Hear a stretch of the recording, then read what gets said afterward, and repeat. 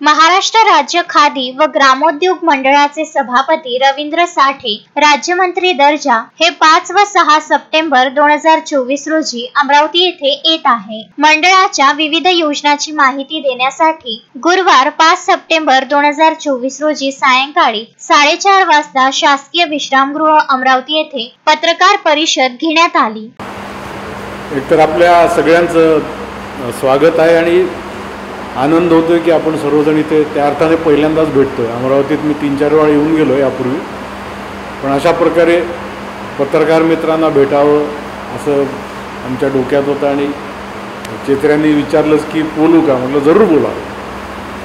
आमचं मंडळ महाराष्ट्र राज्य खादी आणि ग्रामोद्योग मंडळ गेल्या 64 वर्षांपासून काम करत आहे, ज्याला खूप मोठी परंपरा आहे। म्हणजे वि. स. पागे या मंडळाचे अध्यक्ष होते जवळजवळ 18 वर्ष, नंतर बाळासाहेब भारदे अध्यक्ष होते, प्रभाकर कुंटे अध्यक्ष होते, शिरूभाऊ लिमये होते, अशी मोठमोठी थोर मंडळी या सगळ्या मंडळाचे अध्यक्ष राहिलेली आहेत। आणि गेल्या 2 वर्षांपासून माझ्याकडे हा पदभार आलेला आहे। तर महाराष्ट्रात हे खादी मंडळाच्या कर्मचाऱ्यांसाठी खादीच्या इतिहासात पहिल्यांदा आम्ही सर्व कर्मचाऱ्यांसाठी विभागशा प्रशिक्षण शिबिरं घडवून आणतो। तर आत्ता सगळ्या विभागांची झाली, आता फक्त अमरावती, नागपूर आणि पुणे विभाग अशा 2 विभागातली शिबिरं राहिली होती। तर आज आणि उद्या असे 2 दिवस हे कर्मचारी शिबिर आहेत। तर 57 कर्मचारी या शिबिरात सहभागी झालेले आहेत आणि पुणे विभागाचा 12 आणि 13 सप्टेंबरला आहे। तर अशा सगळ्या विभागांचं प्रशिक्षण हे पूर्ण होईल 15 सप्टेंबरपूर्वी। याचा मुख्य उद्देश प्रशिक्षणाचा असा आहे की मंडळ प्रामुख्याने 4 योजना आज सरकारच्या आहेत, एक योजना स्वतः आमची आहे, त्याच्या 4 योजना घेऊन जनतेपर्यंत जात आहे। जसं प्रधानमंत्री रोजगार निर्मिती कार्यक्रम आहे जो PMEGP नावाने ओळखला जातो, त्याच धर्तीवर मुख्यमंत्री रोजगार निर्मिती कार्यक्रम आहे। नंतर प्रधानमंत्री विश्वकर्मा योजना आहे, त्याच याच्यात प्रधानमंत्री आत्ता 19 तारखेला वर्ध्यात येत आहेत। नंतर आमची स्वतः मंडळाची मदकेंद्र योजना आहे। त्यामुळे या 4 योजना मुख्यत्वे आमच्या मंडळाच्या माध्यमातून लोकांपर्यंत आपण पोहोचवतो आणि या 3 योजना आमच्या माध्यमातून होतात आणि एक योजना प्रत्यक्ष आम्ही स्वतः त्याची कार्यवाही करतो, म्हणजे आमच्या मंडळाकडून। बाकी या 3 योजना सरकारांच्या आहेत। तर या सगळ्या योजनांना गती मिळावी, नंतर आपल्या कर्मचाऱ्यांनी आणखीन चांगलं कार्यक्षमतेने काम कसं करावं, लोकांपर्यंत कसं पोचावं, नंतर मग काम करायचं आहे तर आपल्या सगळ्यांमध्ये एक चांगली टीम बिल्डिंग पाहिजे, एक स्ट्रेस मॅनेजमेंट आपण ज्याला म्हणतो की तणाव असतो काम करताना तोही कसा घालवायचा। त्यामुळे काही तांत्रिक माहिती, काही व्यक्तिमत्व विकासाशी संबंधित माहिती आणि प्रत्यक्ष आपल्या कामकाजाविषयी माहिती, लोकांचा सहभाग कसा वाढवायचा, लोकांमध्ये कसं पोचायचं, या योजना आणखीन योग्य पद्धतीत प्रभावी पद्धतीत कशा पुढे नेता येतील, या सगळ्याचं एकूण चर्चा अशी या सगळ्या कर्मचाऱ्यांबरोबर या 2 दिवसात आहे। म्हणून हा मुख्यत्वे अशा प्रकारचा उपक्रम आहे।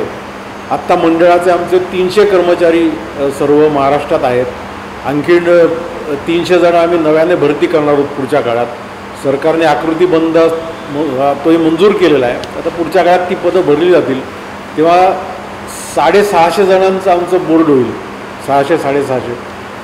आणि मग या सगळ्यांना एकूण मंडळाची माहिती आणि मग मी आत्ता जसं सांगितलं हे सगळं नीट योग्य पद्धतीत त्याची कार्यवाही होणं हे अत्यंत आवश्यक आहे। कारण सरकारकडे खूप चांगल्या योजना आहेत, पण त्याची कार्यवाही योग्य पद्धतीत जर झाली नाही तर योजनांना तसा अर्थ नाही राहणार। म्हणून ते योग्य पद्धतीत कसं करावं, कारण काही नवीन कर्मचारी असतात त्या नेमकी माहिती नसते। त्यामुळे या सगळ्या गोष्टी आपण 2 दिवसात आपण सगळ्यांना सांगणार आहोत आणि मग निवडणूक आचारसंहिता लागण्यापूर्वी या गोष्टींची कार्यवाही जेवढं शक्य आहे तेवढं आपण पुढच्या काळात आपण करू। आणखीन एक आमचा स्वतःचा उपक्रम आहे तो मधाचे गाव, म्हणजे तो त्याच्यामुळे मंडळाची एक स्वतःची अशी एक ओळख आहे। म्हणजे संपूर्ण देशात मधसंचालनालय हे केवळ आमच्या मंडळाचं आहे। हे प्रत्येक राज्यात खादी बोर्ड आहेत, पण महाराष्ट्रातल्या खादी बोर्डला स्वतःची घटना आहे, कॉन्स्टिट्यूशन, ही कुठच्याच राज्याच्या बोर्डाला नाही आहे, जी आमच्या मंडळाला आहे। तसंच या मंडळाचं स्वतंत्र मधसंचालनालय हे महाबळेश्वरला आहे. त्याच्या माध्यमातून मधमाशी विषयातली जागृती, प्रशिक्षण, संशोधन अशा सगळ्या गोष्टी केल्या जातात आणि त्यातनंच मधाचे गाव ही संकल्पना पुढे आली. मांगर हे पहिलं गाव तिथे झालं महाराष्ट्रात महाबळेश्वरला. मग पाटगाव झालं कोल्हापूर जिल्ह्यात.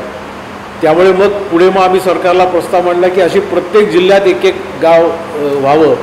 जसं आपल्या अमरावतीतलं आमझरी बऱ्याच दिवसांपासून गाजतं आहे, पण आता ते पुढच्या काळात नक्की पूर्ण होईल, कारण तो सरकारी जमीन वन जमीन तिथे असल्यामुळे तो थोडे काही प्रश्न असतात तांत्रिक. त्या सगळ्यांवर आता आपण मार्ग काढून आपण विदर्भातल्या या 11 जिल्ह्यांमधली गावं आहेत, ही गावंसुद्धा आपण निश्चित केलेली आहेत. त्यामुळे त्याचाही आढावा उद्याच्या सत्रात घेतला जाणार आहे. आता विदर्भातली जी गावं नक्की झालेत म्हणजे त्याचे काही निकष आहेत, त्या निकषांच्या आधारे त्या निकषात जी गावं बसतात आणि जिल्हाधिकाऱ्याची त्याला परवानगी लागते. त्यामुळे अशी काही गावं निश्चित झालेली आहेत आणि काही प्रस्तावित आहेत.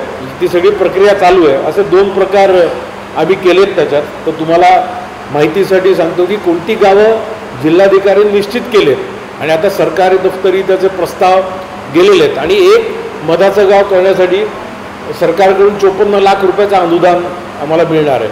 म्हणजे आमच्याच मंडळाच्या मार्फत ती योजना कार्यवाही होईल आणि त्या 54 लाखात एक सेल्फी पॉईंट, एक कमान, मधप्रक्रिया केंद्र, मधुबन असे 3-4 गोष्टी त्या सगळ्याच्यात होणार आहेत. आणि 50 पेट्या आपण लोकांना मधपाळांना आपण जवळजवळ मोफत आपण वाटणार आहोत आणि त्याचं प्रशिक्षणही देणार आहोत. त्यामुळे लोकांना शुद्ध सेंद्रिय मत्स्व त्यातनं मिळेल. त्यामुळे मधाचं गाव ही संकल्पनेची उद्या प्रत्यक्ष बैठक या विषयावर होईल. आज काही विषयाला उद्या होईल. त्याची गावं निश्चित झालेत म्हणजे जिल्हाधिकाऱ्यांपर्यंत विषय जाऊन त्यांनी फाईलवर सही केले, मग आपण सरकारकडे तो प्रस्ताव आपण पाठवतो. त्यामुळे जी नक्की झालेत जिल्हाधिकाऱ्याची मान्यता ज्यांना मिळाले असं अमरावतीतलं आमझरी गाव आहे. नंतर वाशिम जिल्ह्यात चिखलदरा वाशिम जिल्ह्यातलं मोहजाबंदी गाव आहे रिसोड तालुक्यात. Vidarbha news bureau, Amravati.